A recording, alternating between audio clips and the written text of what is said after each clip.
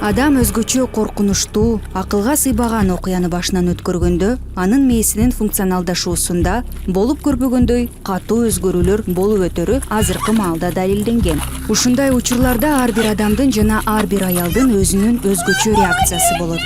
Күрөшүү инстинкти болгондо ал эң биринчи кезекте тытып алуу, тиштегилөө жана жулунуу жолу менен качууга же коргонууга умтулат.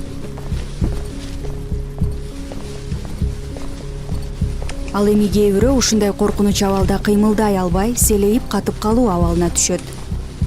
Анын дене бою түйүлүп, кыймылдабай калган абалда болот. Если крикнешь, убью.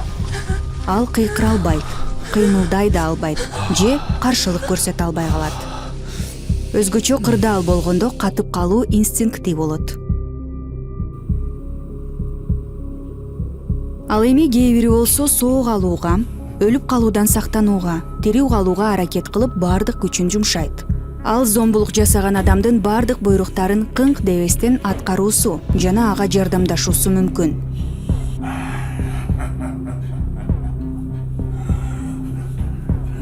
Стресске реакция кылуунун типтерин билбөө, жабырлануучунун денесинде жана кийиминде күрөшүүнүн, дене бойлук жаракаттардын издеринин жоктугу тергөөчүлөр тарабынан жыныстык катнашка жабырлануучунун макулдугу менен болгон деген жыйынтык катары таразалануусуна алып келет.